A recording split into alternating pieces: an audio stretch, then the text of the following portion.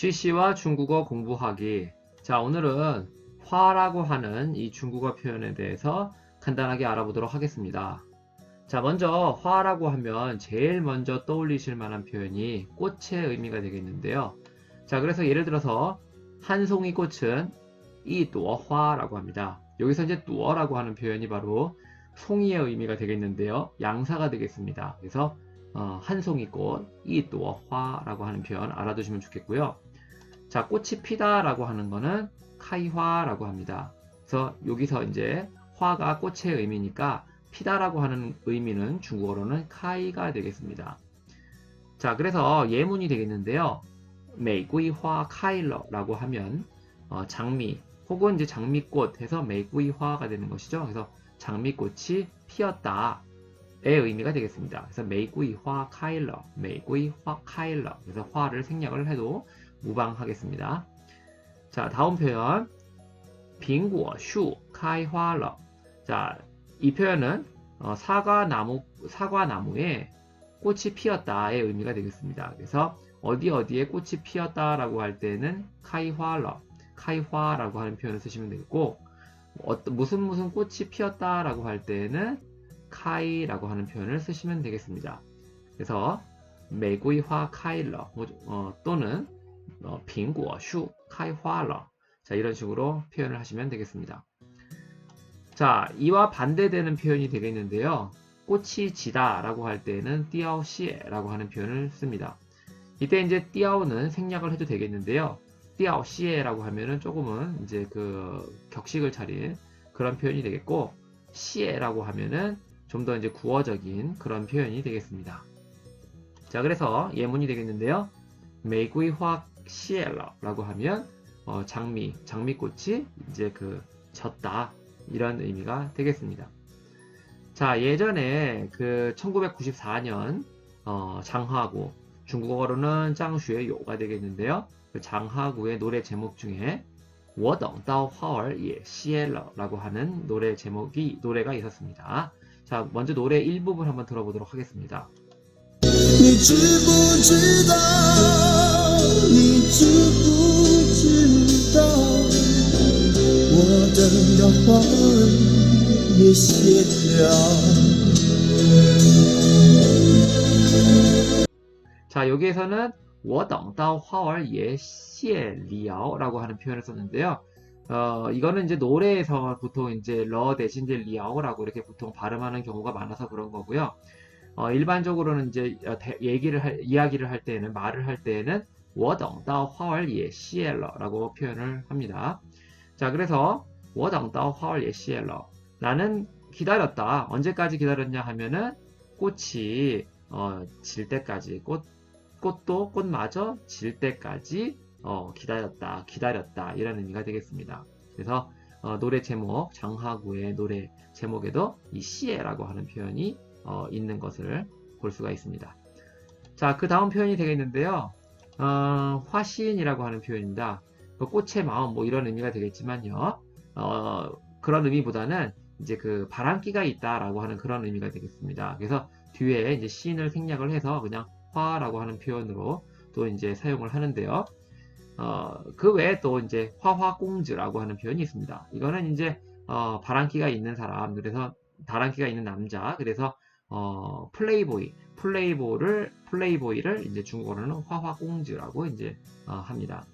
이때 이제 화는 역시 바람기가 있다 뭐 이런 의미가 되겠죠.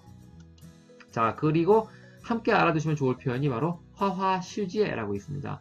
이 화화실지에는요, 유흥가, 활락가 뭐 이런 의미가 되겠습니다. 그래서 화라고 하는 표현, 바람기가 있다라고 하는 표현, 어떤 의미인지 대충 이제 떠올리시는 그런 느낌이 있을 텐데, 그래서 이제 그런 느낌, 그런 세계, 그래서 이제 유흥가, 활락가 이런 의미가 되겠습니다. 그래서 일반적으로 화라고 하는 거, 화신이라고 하는 거는 이제 바람기가 있는 거, 그래서 유흥이나 그런 거를 즐기는 활락 뭐 이런 거와 관련된 표현이 바로 이제 화가 되겠습니다.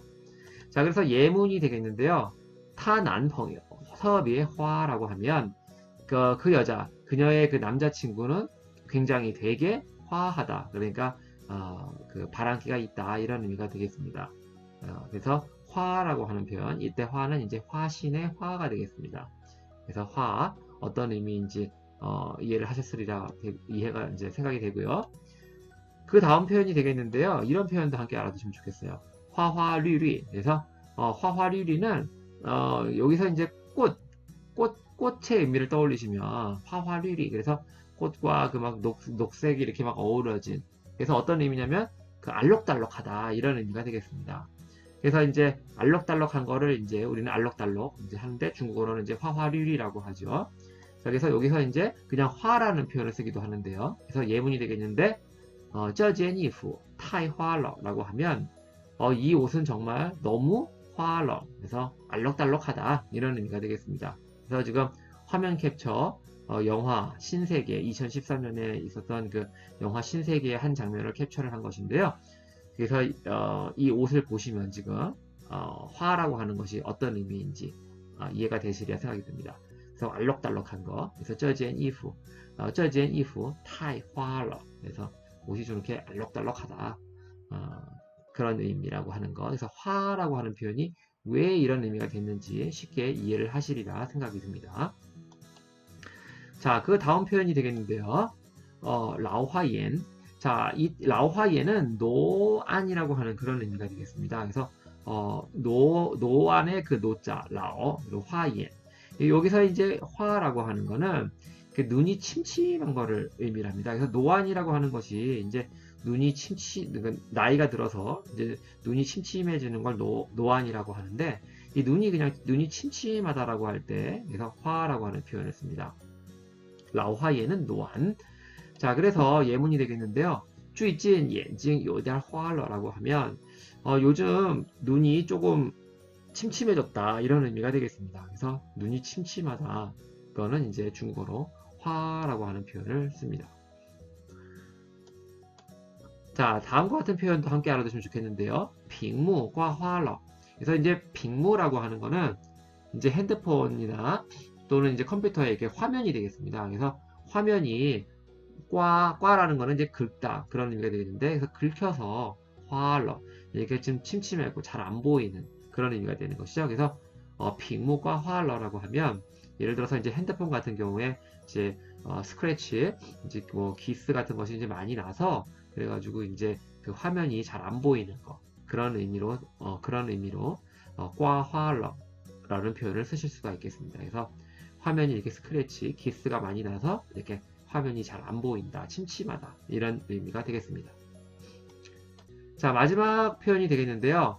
돈이나 시간 따위를 이제 쓰다라고 하는 표현에도 이제 화라고 하는 표현을 씁니다. 그래서 我花了2万块钱买手机라고 하면 나는 썼다 2만 块钱.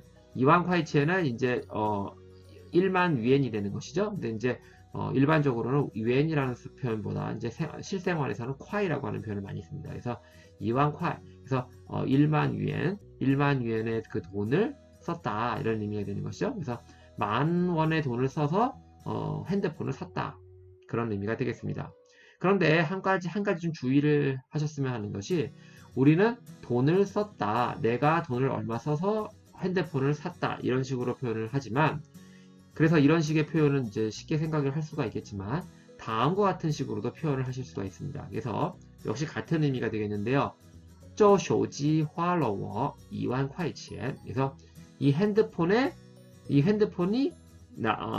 나를 하여금 이 핸드폰에 내가 1만 콰이라고 하는 돈, 1만 위엔이라고 하는 돈이 들었다. 화러라고 하는 표현, 이런 식으로도 쓸 수가 있겠습니다. 그래서 처음에 그 첫 번째 문장의 화는 역시 같은 의미이지만, 첫 번째는 이제 돈을 쓰다, 시간도 마찬가지고 뭐 돈 같은 거를 쓰다라고 하는 의미가 되는 것이고요.